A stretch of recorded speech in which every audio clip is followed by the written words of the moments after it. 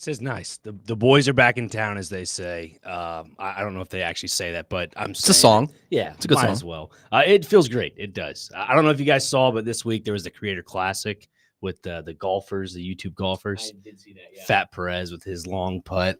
His name is Fat Perez. His name is Nick Stubbe. Is he indeed fat? Oh, quite a large man. Quite a large man. Okay. Funnier if he was super skinny. I know, right? Like just some skinny white guy. It's like 60 pounds. Yes, named Fat Perez. But there's a lot of sports that went on for me in my world this week. It's a busy week. I mean, NFL free agency. We've got college basketball tournaments, which have been great this week. Oh, yeah. I mean, SEC tournament, ACC tournament, they have been busy. Yesterday was a little chalk for the SEC. Yeah, all the top seeds won in the quarterfinals yesterday. So we've got semifinals. But honestly, it probably makes it better that happened because today's games are going to be awesome. Right, and these are important games. Mm-hmm. Auburn doesn't have a ton to play for, right? Like they're probably the number one overall seed no matter what happens today. The other three are playing for that number one. Right. Whoever goes the furthest out of the other three is probably the final one seed in the bracket, right? Like if Tennessee wins the whole thing, they're probably the fourth one seed. If Florida beats Alabama or vice versa, they're probably the final one seed as long as Tennessee doesn't beat them. So a lot on the line today. 3 SEC teams as one seeds. No, 2. Oh, Duke and Houston. Yeah. But probably 2 1 seeds for the SEC, and then the top 2 seeds are both going to be in the SEC. So 4 of the top 6, and they're all playing today against. I mean, there's a possibility to get 14 of 16 in, which is unheard of. I think the way things played out in the tournament this week, they should get 14 of 16 in, right? Because Oklahoma beat Georgia, and I think that helped Oklahoma move up. Georgia was already pretty much in. Vandy was pretty safe and lost to Texas. Texas beating Texas A&M probably gets them in. I think there's going to be 14 in tomorrow. Yeah. I was there all day Wednesday. Time of my life. 4 boring games, sort of. There's something about just like conference tournament. Like my senior year of college, we went up to New York and we were at every game of the week in Brooklyn of the ACC tournament. Dude, that's a dream. Being in that arena for 12 hours straight, just watching basketball. It's great. That's the dream. It's like a kid's like heaven. Right. You know what I mean? Yeah. You grow up watching March Madness week in and week out. Like, that's what my daily schedule has been. Like my schedule is built around these games right now. Like as soon as this show's over, I'm rushing home and I'm getting ready for who's playing first. Auburn, Tennessee. Yeah, is that noon today, right? I believe so. So coming up a little bit earlier on today, a little after us. I'll start our headlines off today. Speaking of basketball, we're not going to talk a lot about the ACC today, but Duke, North Carolina last week. North Carolina erases a 20-point second half deficit and goes to the free throw line down 1 with under 5 seconds left. Chance to take the lead. Former Vanderbilt Commodore legend, Van Allen Lubin. Oh, yeah. This is the first that would have tied the game. And then on the second, Jalen Withers, Louisville legend, steps into the lane before Van Allen Lubin let it go. Would have tied the game at 73 with like 3 seconds left. Instead, it's a lane violation. North Carolina loses. They could get into the tournament, but I don't know if I would feel confident about it. But you win that game, you beat Duke even without Cooper Flag. Still a 1 seed. I think that probably gets North Carolina in. I think it's good news for SEC teams on the bubble that North Carolina got that lane violation, but unbelievable. If the Tar Heels end up being the first team out, Jalen Withers might get run out of Chapel Hill in the next couple of weeks. Here's what I don't understand about North Carolina. Why did they extend their coach? Yeah, I don't. Why? I don't know. The old guard in the ACC is all completely gone now. Yeah. Virginia's a wash. Right. Like Duke's all that's Coach K's gone. Roy Williams is gone. Boeheim, Larinaga stepped down this year. Who else? Oh, Florida State. Oh, Leonard Hamilton. Yeah, Leonard Hamilton. He just coached his last game. Josh Pastner's gone at Georgia Tech. Legend. Love me some Josh Pastner. Anyway, that's my headline. North Carolina chokes an opportunity to push themselves into the tournament. We'll see if they still sneak in tomorrow, but lane violation. That one's going to haunt Tar Heel fans for a while, especially against their rival Duke. Nick Frazier, what is your headline this morning? There are a lot of them. I'm just going to go pinpoint each one of them. I can never pronounce his name properly, but he played for Mississippi State. He was a pitcher, ambidextrous pitcher. Is it Cynthia? I think it's like something. Cinche, something like that. Yeah, Girangelo. Yes, but he's incredible. I mean, I don't think I've ever seen a pitcher. I haven't in my lifetime, but there's only been 4 in Major League history that have pitched ambidextrous both ways. He throws 90 plus with both arms. I think that's crazy. First ever in MLB history. I don't believe switch pitcher. Yeah. Yes. Wow. You didn't see this yesterday? In the same. I was watching basketball. Incredible. Well, I thought I thought the MLB Twitter account made a mistake yesterday, and they tweeted out amphibious pitcher strikes out 2 in his debut, and I was like, "There's no way that the MLB admin just mistook ambidextrous for amphibious. Called him a reptile or whatever." I thought it was a mistake. Apparently, it was a reference to what was the name of the A's ambidextrous pitcher?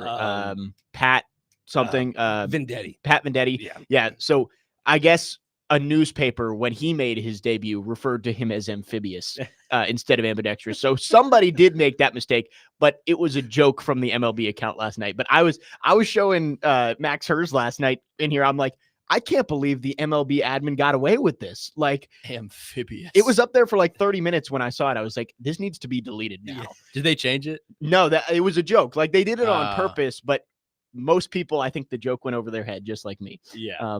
Because it's been so long since Pat has thrown for the A's. Right. It's been like since 2015. It feels like it was a very niche reference, and like it made them look pretty stupid. Yeah. And it then goes to show you that baseball, people look at it as the pastime of America. So, unfortunately. But yeah, that was one of the headlines. Other one was Fat Perez. Third one was the Professional Darts League. Luke Littler once again shows up at the best time possible. And then the NRL, watched a little bit of that this morning around 3:30. My Brisbane Broncos ended up losing. Just a terrible game. They should have beat the Raiders. They ended up losing 32-22. And we regroup and go on to next week. How are our Eagles doing? The Manly Sea Eagles. Tom Trebojevic, one of the Trebojevic brothers. He's the Turbo Tom, they call him. I have his jersey. He's currently, I think, it's actually called a kit. HIA. It's a head injury assessment. It's basically like concussion protocol. Right. So he's had a little bit of a head injury. And then I think they lost in round 3 this week. Tough. So there have been a lot of upsets. The Dragons lost this morning. Oh, yeah. That's a big wow. one. Yep. Yeah. Didn't see that one coming. I didn't see that one. Nobody did. Not at all. But yeah, there's my NRL update of the day. Connor Newt, what's your headline? Oh, I don't want to talk about yesterday in the SEC tournament because that didn't go well. I want to talk about the day before. What a day. Day 2 of the SEC tournament. We start off with Ole Miss and Arkansas. What a great game, first of all. Sean Padula, Virginia Tech legend, knocks down the shot at the buzzer to take down Coach Cal, send him home. I don't think Coach Cal really cares that much because he went on an interview and said, I don't really care about the SEC tournament. It helps our seeding. He's also claiming that beating South Carolina, the worst team in the SEC, has helped his seeding tremendously, which, wow, okay. What was the next game? Well, to be fair, it was A&M. Arkansas did put it on South Carolina there at the end of the year. They did. Yeah. They did. But beating a 1-win South Carolina team, I don't think helps your seeding that much. I don't think so either. A&M Texas, the double overtime game, which ruined everyone's day, but right. It was worth it. That was a good game. Man, I'm just blanking on Missouri and Mississippi State. Mississippi State. That was a good game. That one was back and forth. Sorry, Frazier. It's okay. It's okay. Then the highlight of the night, I was up till 1 a.m. watching this, but how about Oklahoma just taking down the Sooners? I like that. Oklahoma. That was a great finish. I was not awake to see it, but I saw it the next morning. It was awesome. It was worth the stay up. It was worth yesterday's pain. Obviously, we got shellacked by 30 by Alabama, but we're missing, Owe went down. Lamont Butler was out. Robinson's out for the year.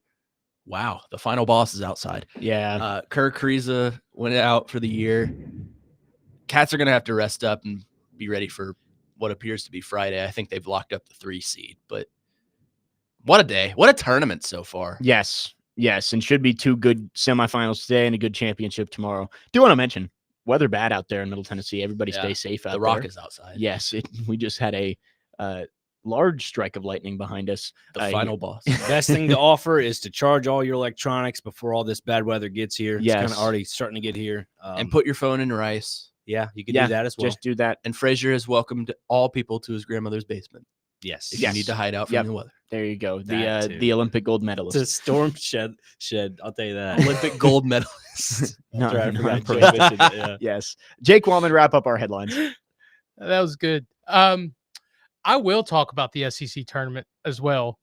But it's not what's going on in the court, it's what's going on off the court with some some suggestive language from one Bruce Pearl. Oh yeah. I think you should repeat it right now. Yeah. Then Chase would literally come through the microphone. Let's not. The Titans, after signing Kevin Zeitler, can say the same thing as Bruce Pearl. Yeah. Yeah, they can. I wonder what provoked, like, I guess I wonder if he was just in the moment and he just kind of got lost in himself, or he was just like, I wonder if he like went up there, was like, I'm going to say this. I mean, what are they going to do? I mean, the SEC isn't paying. After what Diego Pavia did after the Alabama game, like, Diego Pavia must just be an absolute trendsetter for everything. That's SEC. true. He has started everything in the SEC. Yeah, bad language. People Chico. getting extra years of eligibility, except for Alberto Ozuna. Yeah. He's above the standard. Which Free Berto. no. The waiver doesn't apply to him, which is why I don't understand the outrage. It was for people who this was their last year of eligibility. Last year was his last year of eligibility. So so he's how did he get this year of eligibility? he never had it. Oh. He's fighting for it, but he never had it. Dude, just go to Kroger. Get a job. Go home and get a job. Indeed.com is calling his name. Connor Newt, you are in charge of our question of the day. Oh, I am. Do you have one? We can go to the other side of the break. No, I got one. Okay. I saw a tweet earlier this week. I think it was just Tennessee local, but it was what is the best Tennessee team with the best logo? Ooh. Let's expand that. What is the best logo in sports? Okay. Any sport. Yep. Professional, college, NRL, whatever you want to do. I've got one in mind. I have a few. Should we put restrictions on this? You can't say your own team. Yes, let's go with that. Okay. You can't say a team you're a fan of. What is a logo that you admire that isn't your own team? Because I mean, the easy answer for me would be, Kentucky Wildcat background block, but I'm not going to say it. No, because that's not fair. I've got one I like, I think. I'm curious. This was last weekend's question. What is one animal that you would fight with your bare hands that you could beat? Oh yeah, Oh, we had a you guy weren't say here. a worm. A rabbit. Okay. See, we're measuring Unless it's like feats of strength. the rabbit from like Monty Python. Oh yeah, Then that's a different. you should Yeah, fight that'd be a like different story. the sandworm from Dune or something like that. That one I don't think so. No. Why not? I think you could do it. I think a small dog, maybe. That's A fair. Shih Tzu, Yeah. little Chihuahua. Not a kangaroo. Yeah. No, kangaroo. Dude, those things are kangaroo would not be evil. fun. Yeah, that Kenny would the be bad. mailman called in last week, and hopefully Kenny's doing well. I don't know Yeah. if you guys heard, but I think Eric called in early this week and said Kenny was had, I guess, some sort of surgery or something. along those lines, something yeah. like that. Shout out Kenny. Or he's we hope you're doing all recovering right. We love you. from something. My brain's not fully remembering everything, but hopefully Kenny's okay and recovering well. Yes, hope Kenny's doing well. If you want to chime in, our question of the day, Connor Newt has asked, what is your favorite logo in sports? It cannot be your own team's. Obviously, we don't know what your what fan. Yeah, I mean, that was more for us than Right. it was for Yeah, we'll you. say it for us, but try and play by the rules. What out about there. wrestlers? Because some of them have logos. Does that count? We'll leave it wide Well, open. hey, If you want to do go whatever with you it. want.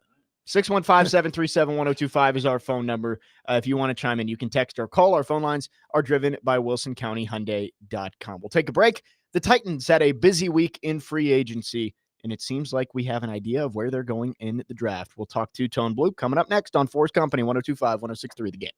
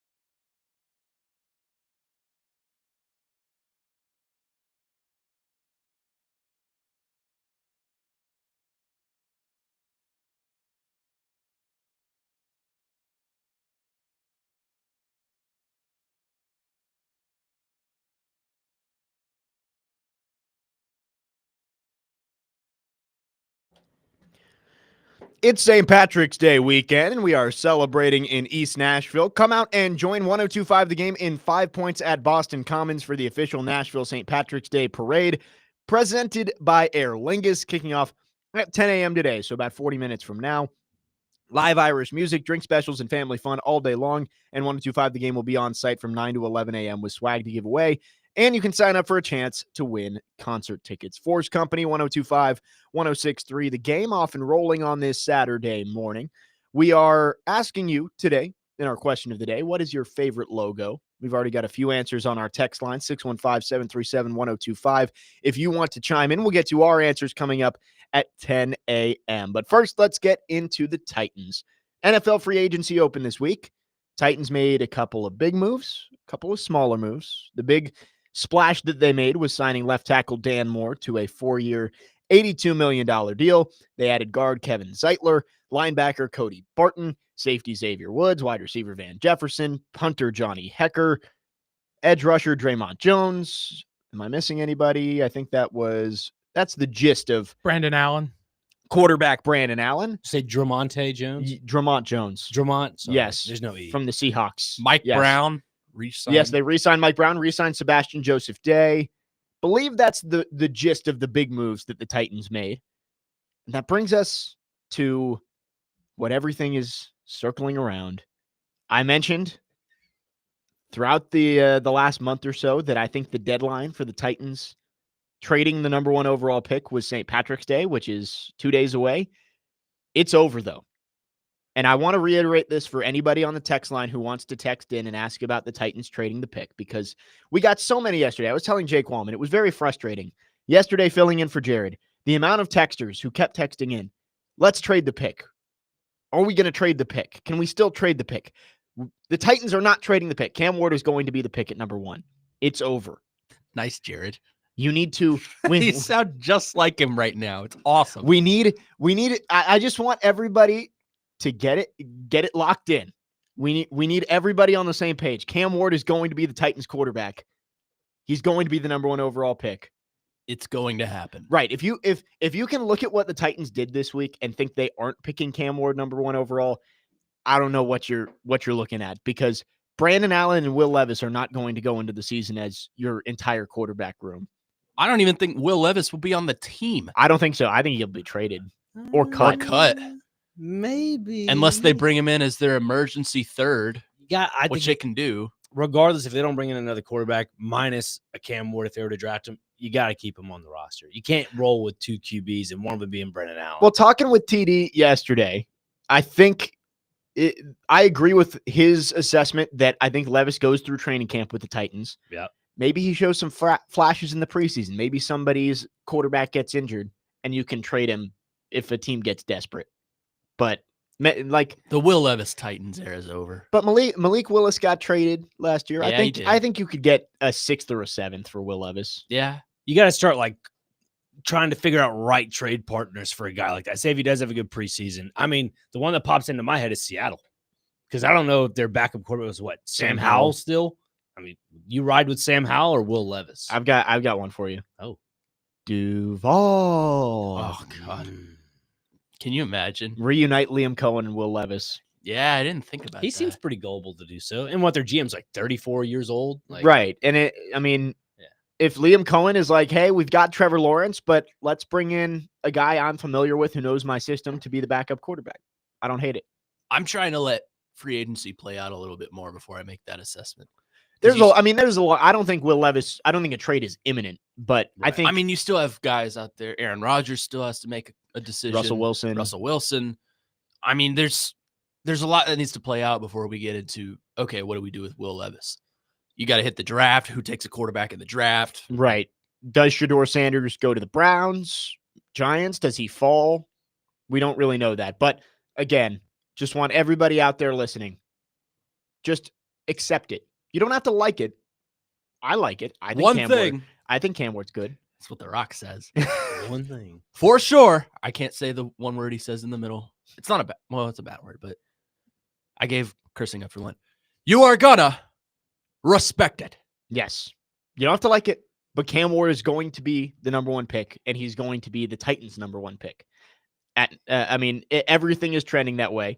But the question I have for you guys is, do you think the Titans have given him a good situation to come into now with the offensive line revamped? Might need some more weapons, but do you think Cam Ward is coming into a situation where he can come in and have some immediate success? I mean, I don't think it's a good situation, but I think it's on paper, it's improved. You sign an all-pro guard or maybe Pro Bowl, Kevin Zeitner, good guard.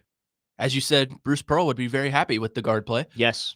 I think you've obviously moved J.C. Latham to right tackle, his natural position, which, listening to TD, I think he's right in that he would be an above-average left tackle, but he could be an all-pro right tackle. Right. It's his natural position. Dan Moore is a natural left.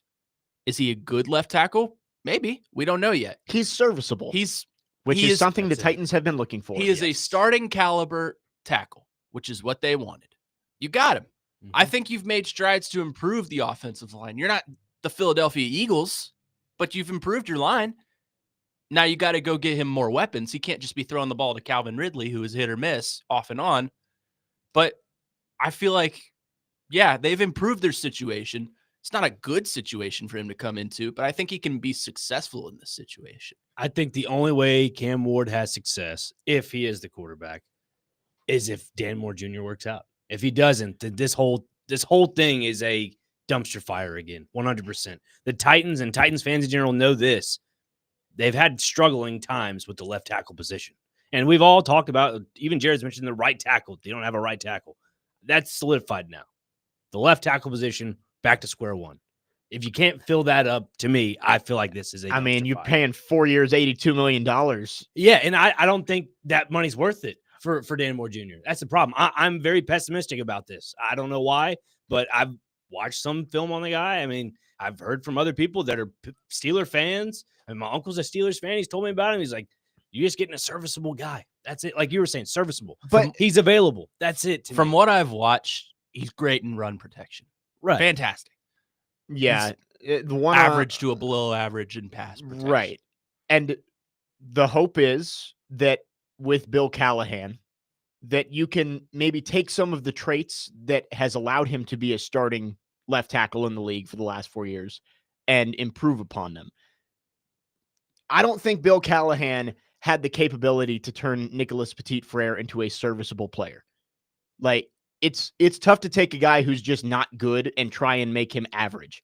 But I think it's easier for a good coach to turn an average player into a good player. And I think that's the hope of what the Titans are looking for, is that, hey, Dan Moore, yeah, he's probably a middle of the road left tackle in the league.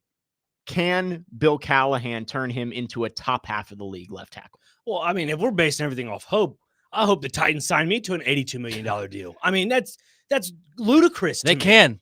Practices in the Applebee's parking lot. I'm ready. That's ludicrous to me. You sign a guy that's 26 years old. I get there's some upside. He's got 66 starts in the NFL. Great. I'm with Frazier. We got to get out of this.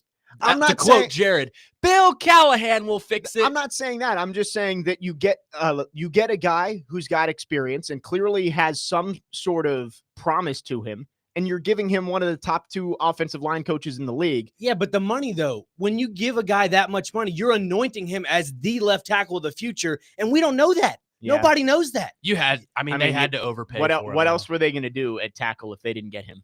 I mean, I'd rather go and just basically get a small amount of money for a left tackle than spend a bunch of money on a left tackle that probably may or may not work out. Yeah, but what other starting caliber left tackle was out there? Yeah, if you spend a small amount of money on left tackle, Cam Ward is going to be on the ground a lot.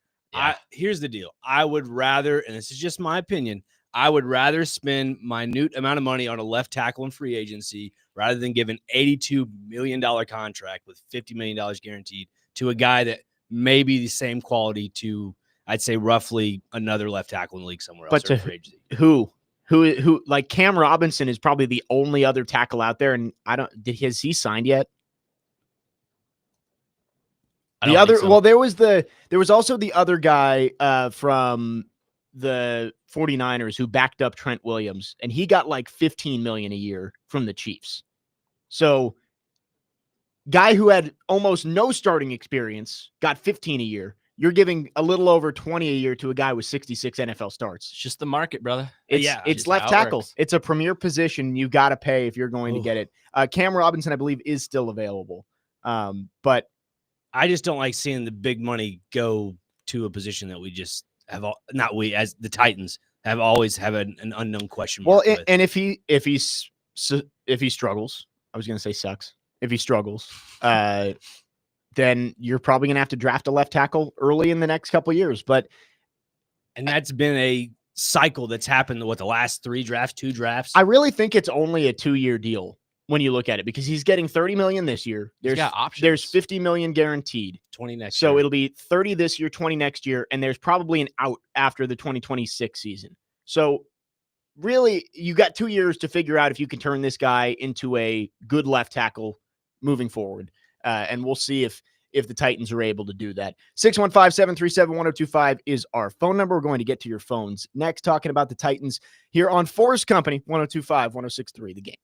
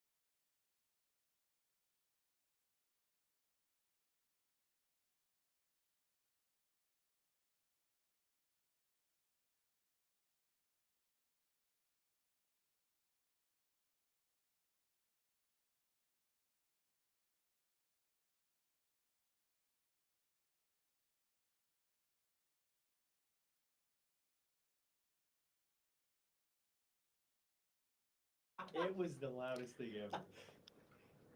4's Company, 102.5, 106.3, The Game. Talking Titans on this Saturday morning. Jake Lyman, Nick Frazier, Connor Newt, Jake Wallman. Big week for the Titans. Lots of free agency moves, trying to fill out this roster and get ready for the arrival of Cam Ward in just over a month. Let's go to our phone lines, driven by WilsonCountyHyundai.com. Trey is on the line wanting to chime in. Trey, good morning. What you got for us? How y'all doing? Doing well. Hey, okay, here's the scenario, okay? This is my belief. I believe that if they do draft Cam Ward, okay, they went and got Brandon Allen to compete with Will Levis. They know Will Levis is better than Brandon Allen. They're going to get rid of Brandon Allen. Will Levis will be the second quarterback. Cam Ward is going to get hurt maybe 6-7 games in. Will's going to come back and quarterback. That's what I believe, and I love you guys. Have a good day. Thanks for the call, Trey. I mean, I don't know about that. I think Why would they pay Brandon Allen that money if they're just going to toss him? right, and like it training camp? makes more sense to have an established backup when you're bringing in a young quarterback like that. And another thing, TD made a good point yesterday is like having the old quote unquote franchise quarterback in the room when you bring in the new guy. Like, I'm not so sure that's a good fit for everybody. Like, What is Cam Ward going to learn from Will Levis? right. And like, is Will Levis going to handle that well when he was supposed to be the guy last year? And now it's like, oh, I've got to be the third string or the backup to the new guy. Will Levis still wants to be a starting quarterback in this league. And he Like, still thinks he's a starting right. quarterback. It's not like Will Levis is like, oh, well, we gave it our best shot. I guess we're never going to start again in the NFL. Like he still is fighting to be a starting quarterback somewhere. I'm just not sure that that's a good fit with when you're bringing in a guy who is the number one pick. And if you draft a guy number one, there's no quarterback competition. There's no controversy. He's your guy. So I don't know. I think Brandon Allen is your backup. Will Levis, I guess there's an outside shot. You keep him around and have him be your emergency quarterback every week, but I think it's more likely than not that he is not on the Titans by week 1. Bless his heart. That's all I gotta say to Will Levis. Bless his heart. The kid Wildcat. tries, but you know what? You bring in a guy like Cam Ward, that's going to be changing your franchise. And Will Levis wasn't the guy that changed the Titans franchise, unfortunately. And as for the sake of having him around, like we mentioned earlier about a trade, I don't know. I'm intrigued to see if he can perform, because I still think Will Levis, like you guys mentioned before, stays through training camp, and I think he does make the roster. I think he does stick around for the long haul just for the rest of this season. I mean, sure, there might be a team out there that wants him, but I think he actually brings a little bit of value to the team when it comes to an emergency situation. That's the only thing I think that's beneficial. But as for everything else, nah. I think, honestly, they might be better off just signing a practice squad quarterback to be your emergency. Like, I don't see why, like, Will Levis, if you're having him here just as like a safety net for being a third quarterback, I think that's not great for the team, and it's probably not good for Will Levis, right? Yeah. Like, Will Levis wants to go, he probably needs a fresh start at this point. I would cut my losses. I'd just trade him for a 6th or a 7th, whatever you can get for him. Just call it a day. You might even be able to do like a pick swap and go from like the 5th to the 4th or something, like turn one of your 2 5ths into another 4th. Yeah, do that. And then you've got 3 4ths, and maybe what's you could best for move the into the kid. 3rd. Do what's best for the guy. I mean, I agree. I think there's no reason to just hold Will Levis on the roster as a third string quarterback. I think it's going to be similar to Malik Willis last year, right? Like, probably goes through training camp as quarterback 3, and then at the end of training camp, see if anybody wants him. You maybe get a 6th, maybe get a 7th. If not, you cut him. I mean, we got to get this out of our heads that Will Levis is a starting caliber quarterback. As of this moment, right now, he's not. And that could change. Like, Corey Curtis said it yesterday. Will Levis is allowed to get better. Like, it's not just completely over for him. I'm sure that there are going to be more NFL opportunities for Will Levis at some point in his career. They're probably just not going to be here. So I don't really see the point of holding on to him when you're just going to really be stashing him as your third quarterback, and it's not good for him. Probably not good for Cam Ward either. Yeah.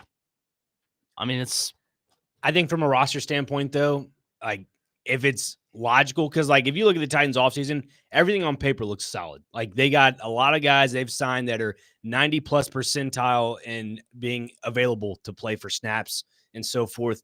I think if you're Will Levis and you're the Titans, sure, it might be better off to find a new situation. But if it's me, familiarity is key when it comes to stuff like this. Yeah. And especially for the quarterback position, because we all, as I say this, we all as fans of the NFL, as spectators of the NFL, everybody prioritizes the quarterback position as the moneymaker. The NFL has prioritized it as their number one advertising asset. I think you have to kind of do that. You have to keep a guy like that, especially you spend a bunch of money on him last year for advertising that didn't pay off. So, I mean, obviously it's a laugh in the face and I'm looking at it in a different direction, but I think you got to have a third emergency quarterback. And maybe the logical reason is to bring in a practice squad guy, but I don't know. Familiarity for me, I think is key rather than bringing in somebody else that's kind of unfamiliar with everything. I don't know. I feel like I would use that extra roster spot as depth for another position that's lacking. Bring in another wide receiver. Bring in, a linebacker. Those are positions more of need than if you're going to use the number one pick on Cam Ward. You're getting your quarterback. You have your backup. Get more depth on the other side, other positions, so that you can strengthen your situation and help that quarterback. I was going to punch a hole through my TV if I saw that Will Levis Mayo commercial in the playoffs one more time. I'm about to punch a hole through my TV if I see more YouTube TV Enjoy the Zen commercials. Yeah, that one, or the is it Boost Mobile with the little like wiggly guy out there? Yeah, that one. The car inflatable. Yeah. Oh my God. I've seen that commercial like 1,000 times over the past 2 weeks watching basketball. It's the one YouTube TV where it's like the boat in Venice. Oh, you don't like that one? And it's just the water. It makes me mad. I'm okay with the Paris one. That one's relaxing. I don't think I've seen any of these. The koala. I don't have YouTube TV, but I know what he's talking about. That it's like they run out of spots, so there's they play it for like 3 minutes. Right. Too. It's just like enjoy the zen, and it's just like supposed to be relaxing sounds. Oh, it makes me so mad. It's not relaxing at all. It just makes me mad. I'm like, just get to the game. I'd rather listen to Jimmy Dykes complain about referees. Yeah, can we just watch like the in-house entertainment during breaks, like on NBA League Pass? I like when they do That'd be great. Did you see Carl Ravitch yesterday, by the way? He said at one point, I can't remember what game it was. He said, but they're dominating. The score is 20-18. Why? Carl It's Ravitch. a 2-point game. My favorite is Texas is on a 4-0 run. He said that against Kentucky. I was like, what are we doing, man? I also can't believe the SEC is going to get 14 teams in when 15 of them are going to lose this week. Yeah. Crazy. That's insane. I know. Like, I love it. What kind of conference goes 500? only one team getting through Champ Week undefeated. It's ridiculous, man. The At the- SEC's At overrated. the start of the Tennessee game yesterday, they were talking about the conference's like win percentages and stuff. And I thought about our conversation where like we were just dogging Carl Ravitch the entire weekend. Yeah, I mean it's bad that got. I mean, Has he called basketball before this year? yeah, Yes, yeah. He has. He's mostly a baseball guy though. He's not But yeah, good at that either. the 500 in the conference was bad. I caught myself in a rabbit hole this past week on YouTube on watching ESPN Baseball Tonight from like 1996. Yeah, Carl Ravitch was one of the top hosts on there. Oh my goodness. Carl Ravitch in baseball is one of those guys that tries Prime Carl Ravitch. well, he's about to be done because baseball's about to be done on ESPN. So Indeed. Well, he's one of those that tries to predict the pitch before it's thrown. Right. And then he's wrong 99% of the time. it is a cool feeling when you do get it right. Like when I call one of those Vandy baseball games a few weeks ago, I did say like went with the breaking ball there. Let's see if he goes back to it, and he did. And I was like, yeah. Well, Carl Ravitch will be like 3-1. My feathers a little bit. 3-1. Here comes the fastball right up the middle. He throws like a slider to the outside. Tangent. Carl Ravitch. Is he calling games today? I would venture to say yes. Maybe. No, it's probably Shulman. Shulman and and Billis. Billis. will probably call one, and then Yeah, that's they'll true. call They'll the probably other one. split it. And then Shulman will call tomorrow's championship. Big day of basketball coming up. We'll talk about those games in the second hour. Also, our question of the day coming up in about 15 minutes. We'll answer it. What's your favorite logo in sports? 615-737-1025. You can text or call. Our phone line's driven by WilsonCountyHyundai.com. Tune in right after us on 102.5 and 106.3. The game for Vanderbilt baseball as the Commodores face Auburn on the road. Pregame begins at 10:45. First pitch at 11. Coverage also available on the 102.5 The Game app and at thegamenashville.com. It's 9:45 on a Saturday, which means it's time for Newt's Notes right after this on 4's Company, 102.5, 106.3 The Game.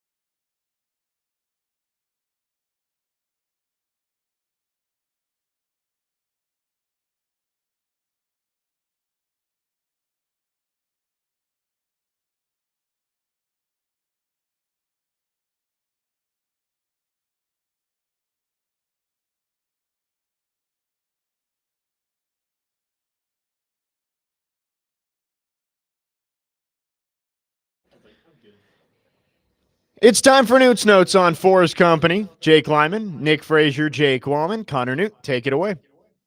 All right. Let's just I was at the SEC tournament on Wednesday, and I came to the realization, we kind of hit on this earlier, but I want to go in deep in this.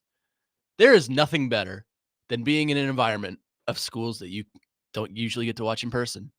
But more specifically, there's nothing better than watching another school's mascot. I just want to take a minute to appreciate college mascots because they are the best in the country, best in the world. I mean, I don't like Arkansas, but Arkansas brought out this big inflatable thing. His name is Boss Hog, and he would like beat his chest and kiss the children. Yes, I said that. Better than the alternative, I guess. Mississippi State had Bully. Yeah, Bully, he's on a leash. We walk him around. Yeah, People Bully. pet the dog. Well, he wasn't a real dog. He was a mascot, but Bully stole people's phones and he stole a giant tub of popcorn and threw it at people. Sounds about right. I love Bully. My favorite was Mike the Tiger, LSU's guy. He's hilarious. He hit the gritty on the logo every single time he could. Bevo is great. Bevo threw his hat at someone at one point. Bevo stole a camera and started, there you go. pointing. Boss Hog. What did he do now? We're learning all about Boss Hog right now. I mean, look up Boss Hog. No, I know what he looks like. Yeah, he's Boss Hog. He looks like the kind of like the T-Rex little inflatable things, like where It reminds your me little of head goes up top. Every time I see one of those inflatable things, I think of the T-Rack one that ate that Right, cheerleader that one yes, time. Yeah. In like Was that 2009. Ian Eagle or Kevin Harlan was on the call for that one or something like Yeah. that? No, the mascot stuff at conference tournaments is great. I remember at the ACC one, because the Notre Dame Leprechaun is like an actual person. Yeah. They gave him like the mic and he was doing like Simon Says with the other mascots and stuff like that. And no, they do have some fun.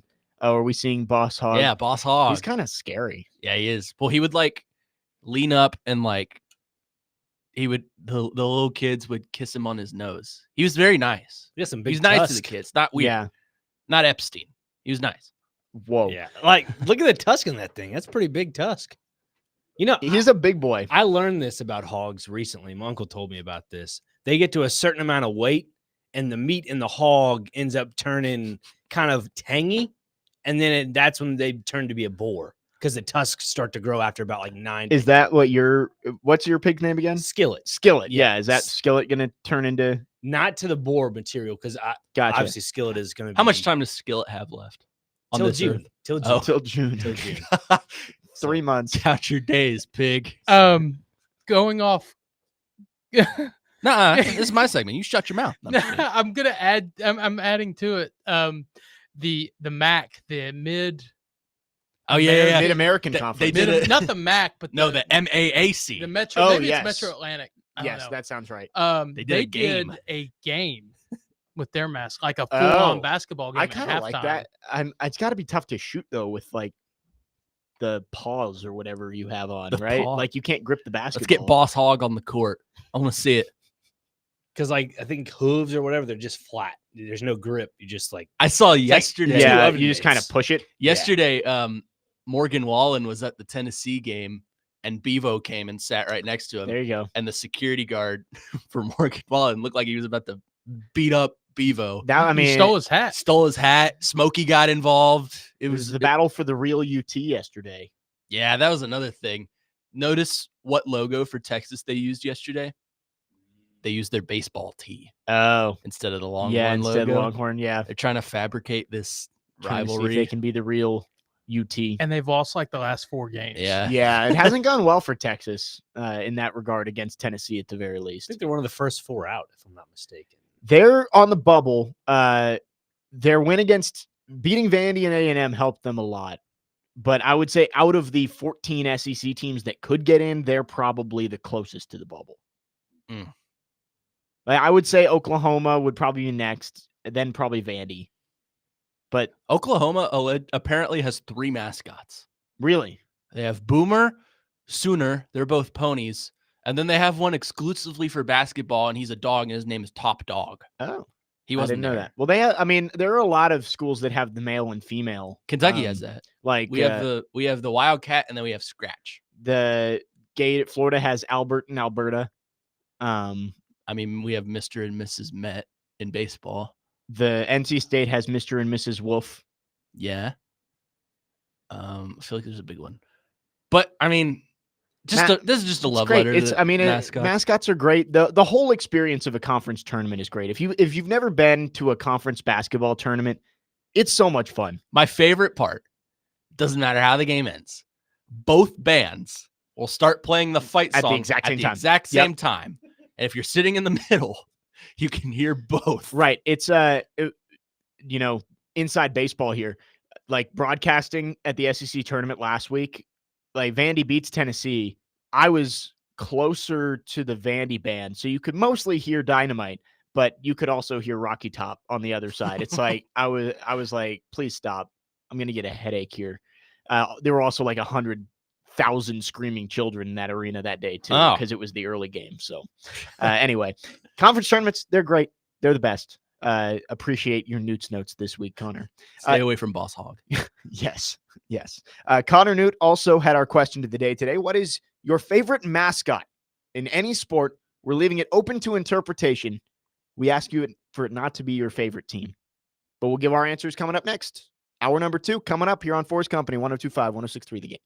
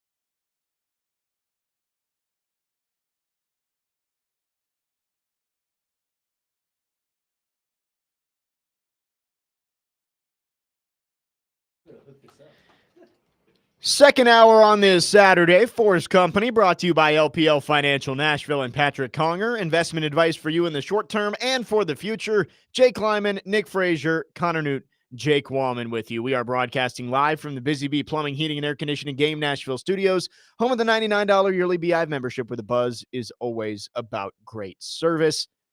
We're going to talk college basketball coming up. Again, we're with you till 10:45 today, not 11, as Vanderbilt baseball is at Auburn. Their game time moved up. So 10:45 pregame with Andrew Allegretta. First pitch coming up at 11. Let's get to our question of the day. Connor Newt wants to know, what is your favorite logo? I might have said mascot in the last segment. What is your favorite logo for any team? We asked that it not be your favorite team, but what is your favorite logo? Nick Frazier, why don't you give us your answer? And again, if you want to chime in, 615-737-1025 is our phone number. Our text and phone lines driven by WilsonCountyHyundai.com. Dr. Crane, what you got? This is one of them for sure. It is the Wisconsin Udder Tuggers. They're a high A ball club, and their affiliates are the Milwaukee Brewers, which is in the family tree for the Nashville Sounds. Yeah. Please send us merch. That's what I'm saying. Udder Tuggers, listen. Please. One of your biggest merchandise fans right here, looking at you in the camera. Send me a hat. We'll wear the hats on air. We'll promote your team. I'll wear the overall. We're looking directly jersey in the camera. I'll right do now. it all. But I love the hat. I love the cow that's on it.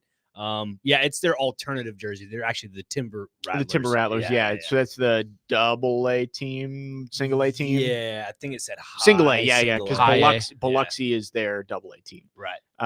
I'll actually stay in the organization. I think the Milwaukee Brewers logo is one of the best in sports. It's so secretive because it goes so deep. Right. It's like you don't even think about it until somebody points it out to you, but their glove is an M and a B.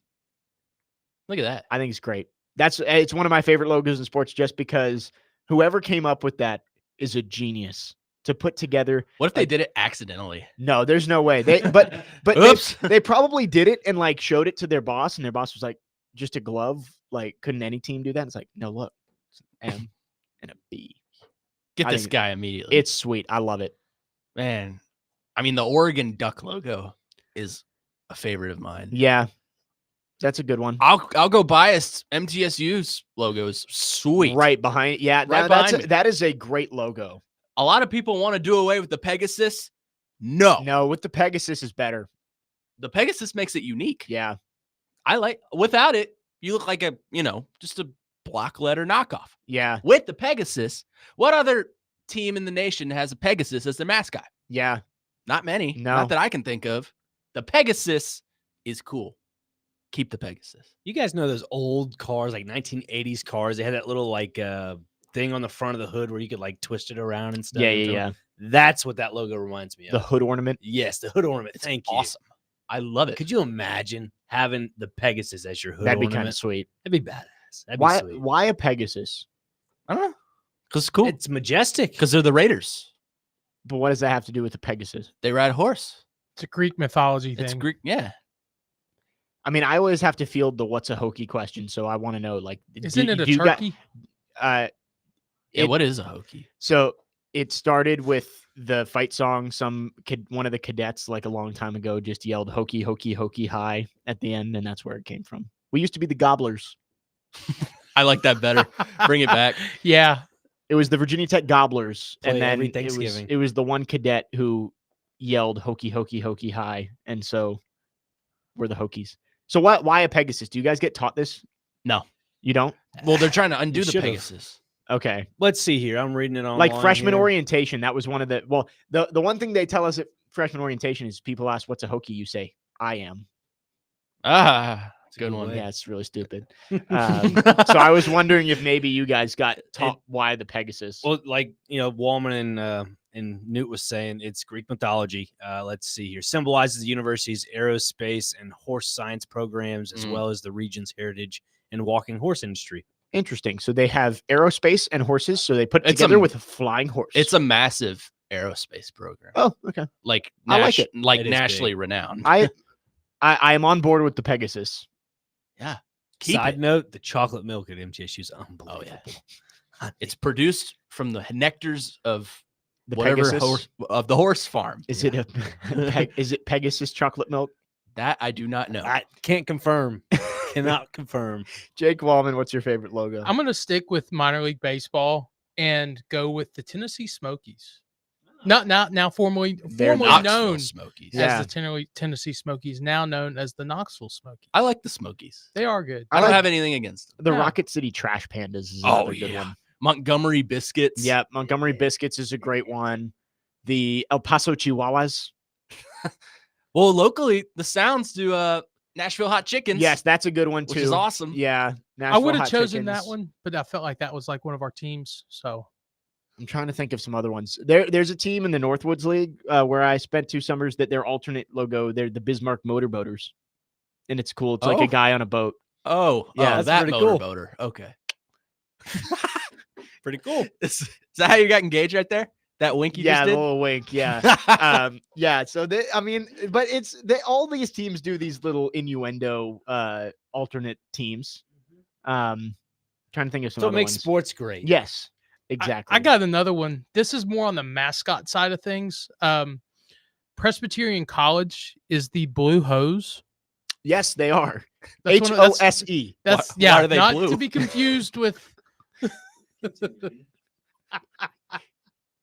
I just don't know want to stress HOSE, like a water Like a garden hose. They are the blue hose. Not. I wonder how they landed upon that. Like where? Yeah, no, I've always wondered that too. Like, why are they the blue hose?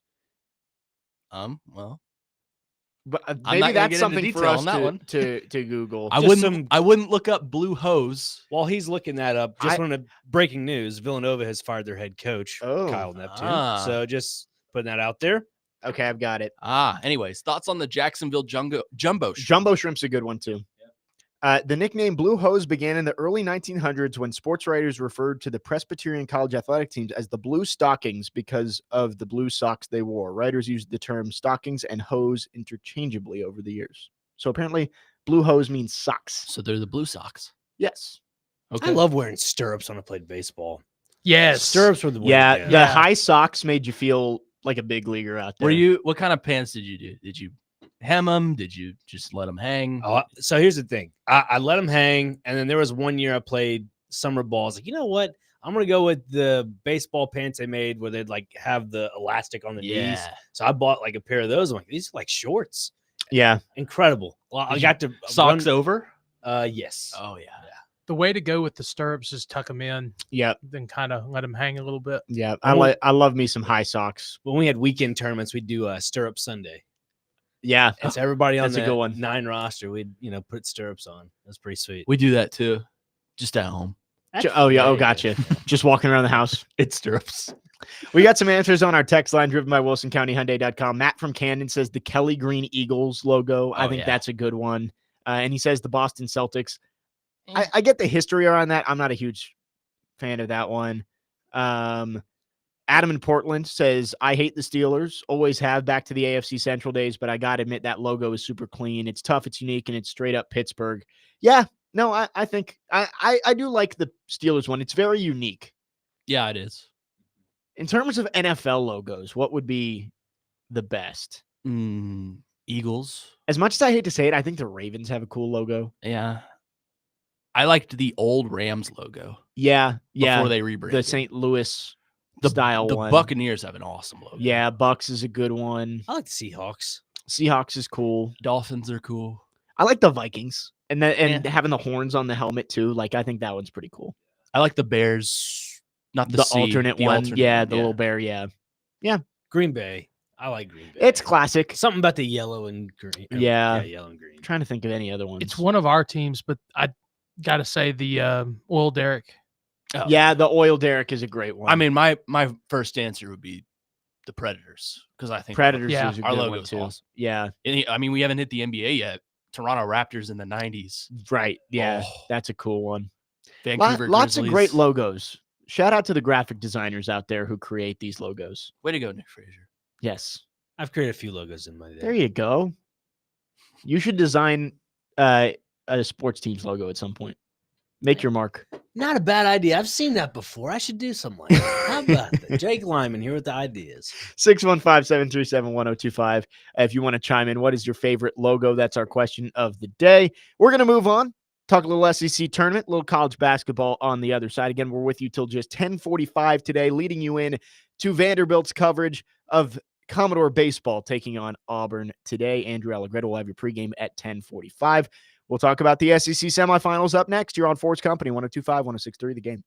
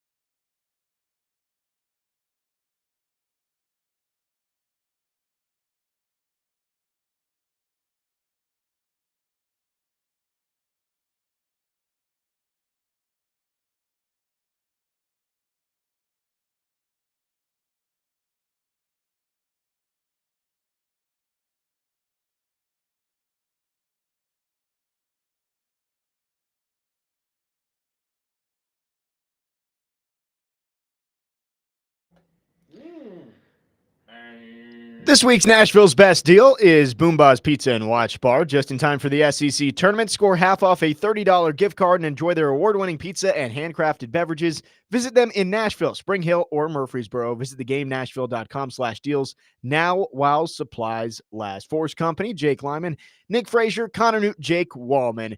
We're bringing you up till 10:45 when Andrew Allegretta will take over with coverage of Vanderbilt baseball at Auburn, game 2 of the series. Vandy trying to force a rubber match with the Tigers coming up tomorrow. They moved the time up of that game to get ahead of the nasty weather rolling through the South today. Won't affect the SEC semifinals going on over at Bridgestone Arena. It might be cold and rainy outside, but it's heating up in there as we've got 2 good games today. Auburn and Tennessee leading it off, and Alabama, Florida. A lot on the line in terms of number 1 seeds, and of course, who gets a chance to play for an SEC championship tomorrow. Thoughts on these matchups, guys? I think it's going to be 2 great games, and again, I think out of those 3 outside of Auburn, Florida, Alabama, Tennessee, whoever goes furthest out of those 3 is probably going to be the last number 1 seed in the NCAA tournament. I'll just say this. Florida's a national championship contender. Yeah. I think of those 3 teams, Florida's probably the best and most likely. I have Florida winning this SEC tournament. I think they're that good. I think that Florida-Alabama game is going to be tight. It's going to be a fun one. It was tight last time they played in Tuscaloosa. Alabama's looking for revenge. They're coming off a 30-point victory from yesterday, so they're riding momentum. That's going to be a fun one. I can't wait for that one. I'm intrigued to see what the defense is like for Alabama if they do play defense. If they decide to play it today. Because if they don't, I mean, Florida's going to, I don't want to say have it a cakewalk, but I mean, they're going to be handling them pretty easy. Yeah. Alabama's going to score 110 points on you. They might give up 112. Yeah. Yeah. Auburn, Tennessee. This is a game, I believe they only played once in the regular season. And Tennessee fell in a close one at Auburn. Do we think Tennessee has what it takes to beat Auburn, a Tigers team that lost back-to-back games to end the regular season, did pull off a win against Ole Miss yesterday, but, an opportunity for Tennessee to give itself a chance to get onto that 1 line, which they've never gotten to in program history. You want to say it, Nick Frazier, or should I? You do the honors, please. No. Ain't going to happen. Ain't going to happen. I just don't think Tennessee has the offensive firepower to take down Auburn. I just don't. I think it's going to be a low-scoring game, maybe in the 60s. But Auburn is just a much more well-rounded team. Janai Broom's playing on another level right now, man. Yeah. Another level. Their only hope is if Chaz Lanier has a day like he had yesterday. I think Chaz Lanier scored, what was it? Correct me if I'm wrong, Jake Wallman, 17 of their first 20 points. Yeah, it was like 17 of their first 21 points. He was in his bag yesterday. He had a good day. Finished up with 23. But he also played against a borderline bubble team on their 3rd game of the weekend. Yeah. So we'll see. But I just don't have a good feeling about Tennessee winning this one. How are those Braves doing, Jake Wallman? Is spring training all right? Yeah, spring training's going great. I think Ronald Acuna is projected back in sometime early to mid-May. I thought they had an injury yesterday. Austin Riley got hit in the hand. It was similar to what happened keep cheering for the Braves. The hand's part of the ball, according to Jimmy Dykes. That's what I'm trying to say is just keep luckily following the he Braves. did not have to go back to Atlanta to receive further evaluation. Well, so that's good. Yeah, he's day to day. Chad Withrow said something interesting Thursday when talking to Jared that, if you make it to Saturday as one of these first 4 teams, or one of these top 4 teams, you might as well just win the whole thing. Yeah. Tennessee made it to Saturday. I see you shaking your head, Nick Frazier. It's false hope. It's false hope. I am a glutton for my own punishment. Let me live. Don't tell me how to fan. I'm sorry. I didn't. I wanted to make the point that, talking with Adam Vingan earlier this week, the 2 teams that reached the SEC championship last year both got upset in the first round of the NCAA tournament. Auburn got beat by Yale as a 4 seed. Florida got beat by Colorado as a 7 seed. That's my only thing is that. But both of those teams are much better this year than they were. Right. No, I agree with that. And they're going to be playing 15 and 16 seeds. So I'm not expecting them to lose, but the wear and tear of playing an extra game tomorrow could have a big factor in what they end up doing next week. And I'm all about putting up a banner. Yeah. I love No, that. that is true. You never say no to a championship. Hang that tournament title up. Not the real SEC title, just the tournament title. But the what was I going to? Last year the SEC got 8 teams in to the NCAA tournament. Only 2 made the Sweet 16. It's going to be we will at least we'll be heading to the round of 32 next week when we're on the air. I may or may not be on the show next week. It all depends on when Vandy plays. Come on doors. But we will see. But it'll be interesting next week to see what the matchups look like for the SEC schools, because the SEC, as dominant as they've been this year, they've got to show up in March Madness. And I would say if they get 14 in, you need at least 6 in the Sweet 16. Jay Williams made an interesting point yesterday, and that is a rare thing. He said the SEC may struggle in the tournament because SEC refs are a lot looser than some of the national refs. Yeah. I kind of agree with that to a T. That's true. They let a lot more go in the SEC, which is good in a way because it's tough to match an SEC team's physicality. But if refs are calling everything, it's going to slow your pace down. You might get into some trouble early on. So I'm not confused, but I'm just thinking the NCAA chooses the referee officiating from like certain conferences. Yes, to the NCAA tournament. Usually, I think they try and avoid having they'll have an ACC team ref a game without an ACC team, right? But I mean, that's gonna be tough though because you have like almost with maybe 14 SEC teams in. Yeah, it's going to be almost impossible to do that. But who knows? If they get 14 teams in, I'm interested to see what the bracket looks like, because you're supposed to follow the rules of no repeat regular season games until the Sweet 16 at the earliest. That's not going to be possible. So there's a good chance we see some SEC on SEC matchups in the round of 32, which is very rare, but almost impossible to avoid if you have 14 teams in from one conference. 615-737-1025 is our phone number. We'll take one final break. When we come back, we'll talk about Vanderbilt a little bit as they hope to hear their name called on Selection Sunday tomorrow. We'll also pick these SEC semifinals and look at some Cinderellas that could possibly make a run in March Madness this year. That's coming up next in our final segment on 4's Company, 102.5, 106.3 The Game.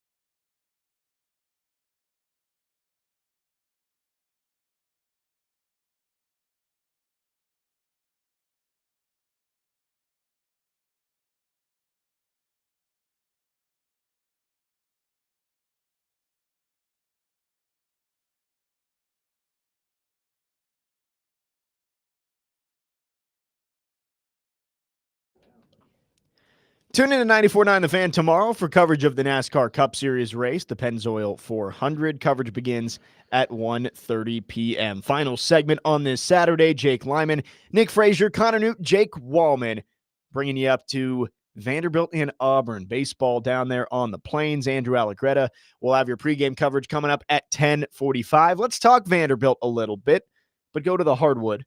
The women's basketball team will be into the NCAA tournament for the second straight year, likely a 7 seed. So we'll see where they end up. That selection shows a 7 Central Time on ESPN. The men should be in. I feel good about the men's team being in, but they did lose their final 3 games, including on Wednesday in the SEC tournament against Texas. Do we think that Vanderbilt is still a lock to get into the tournament? And if so, do we think they might have to start their tournament a little bit early in Dayton as one of the first 4? I think they're in. I don't think they're a play-in team, but I think their seeding is hurt a little bit. I think they've slid down to maybe a 10 or 11. Yeah. But I believe that's where Joe Lunardi has them right now. Joe Lunardi right now has Vanderbilt as the last team getting a bye. Okay. So that would mean that they are in. They're playing on Thursday or Friday. Yes. But as a 10. Right now they are in 11, taking on Louisville, the 6 seed. Come in the first on, round. Doors. Anchor down. Maryland is the 3 seed in that region. So again, this is just Joe Lunardi, and I know Joe Lunardi in terms of like actual accuracy on the bracket is not one of the best. He's just the one with the biggest platform, but I think it's a good benchmark of where to look. So right now, Vanderbilt, the last bye, you got to hope for no more bid stealers. I don't know if there are a ton of bid stealers still out there. I mean, most of your big conference championships are pretty much where you would expect. Like them North to be. Carolina winning yesterday would have been bad for Vanderbilt because North Carolina would be right now they're on the bubble. If they won, they would have had a chance to play for a locked-in spot, not even in the first 4. Actually, there is one to look at today. Boise State. They ended up winning yesterday. They're playing for a Mountain West championship. They are in the last 4 in right now, but if you win your conference championship, you can't be a first 4 team. So that could end up pushing Vanderbilt or another team closer to the bubble and end up having to play in Dayton. Interesting. I'd say where Vanderbilt's case is hurt is A&M's win or loss to Texas on Thursday. Right now, Lunardi has Oklahoma, Arkansas, and Vanderbilt all in the last 4 byes. So that's 3 SEC teams. Texas is the second team out. So that's where he has the SEC looking right now. There's going to be a few more things to shake out, but I do feel good that Vanderbilt is going to hear its name called. I think the question will be, do they have to play in the first 4? I don't think they will. I think, having Oklahoma as one of those last 4 bye teams, I think that's the team you got to watch out for that might slip into the first, the play-in. Right, because they only had, 5 regular season conference wins? I believe so. Mm-hmm. So, I mean, it's not – maybe had 6, but – they have the same problem Vanderbilt has, and that's lack of quad 1 wins. Vandy has, 5 quad 1 wins? Vandy has more than Oklahoma. Yeah. And Texas got in last year with 5 quad 1 wins, I believe. So – I don't think there's any chance Vandy gets left out. I would lean towards them getting a bye, but I'm not 100% sure about it. If I had to put a percentage on it, I'd say roughly 63%. That they get a bye. Where did I get that number? The Out of Nick your Frazier brain. math. There we go. That's a gut feeling. I'd Nick Frazier. go 80%.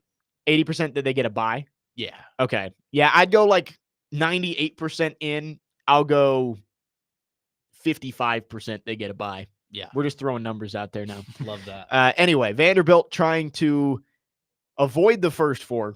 Make sure they make it to the round of 64. We'll find out tomorrow. Selection Sunday, 5 p.m. Central Time on CBS is where you can find the selection show.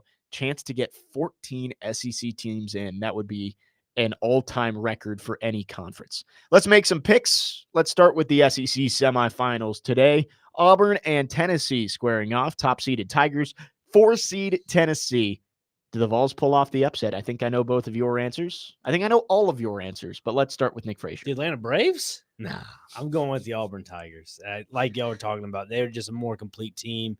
Tennessee goes on these waves of runs where they can actually show up and look like a basketball team. Other times they look like a church court team. So I'm rolling with the Tigers.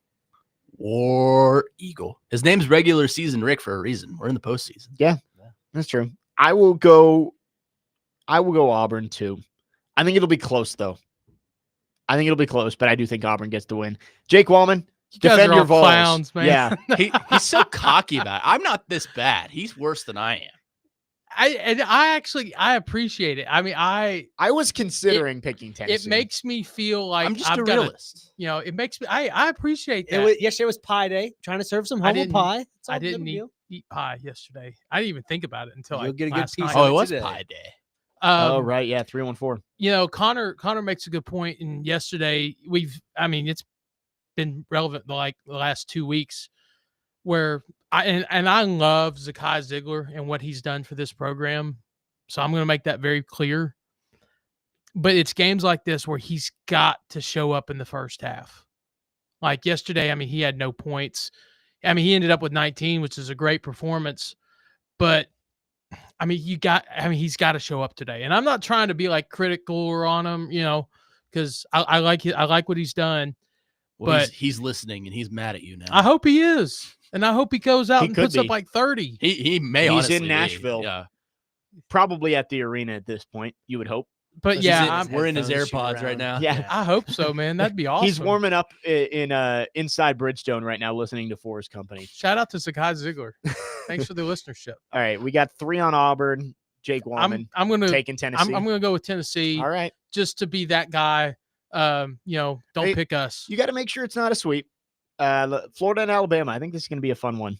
I am going to go with the Tide. Give me Alabama to Ooh. get the win. Wow. I'm on the same page. Wow. 2 on the Tide. Yeah. Man, I know you're going Gators. it's Connor. Gators. I said earlier, give me the chomp. They're winning this tournament. Jake Wallman. This is tough. I think if Alabama does play defense today, I think Alabama gets it. And we get a Tennessee, Auburn / we get an Alabama / we get some sort of rematch tomorrow in Bridgestone. So give me Alabama. Yeah, those would be fun games if we get Alabama Auburn for a 3rd time in the championship, or Tennessee Alabama after the buzzer beater in Thompson Bowling. These are going to be good games today. It's gonna be a Yes, fun day. good games today, and whatever game we get tomorrow is going to be fun too. It's been a great SEC tournament. Should be a fun weekend, but the real madness starts next week. March Madness begins on Thursday for the men, Friday for the women. Pick a Cinderella for me, guys. Who do we think makes a run that no one is talking about? And I'm going to preface, it has to be a double-digit seed. Okay. We're not talking about, I'm not talking about like a 4 seed that makes a run to the championship. Let's go with a double-digit seed that makes the Sweet 16. You know what? I'll go Lipscomb. That is a good pick. I will go Lipscomb. I'll go local. I'll go Bisons. I love what that program is. They're local.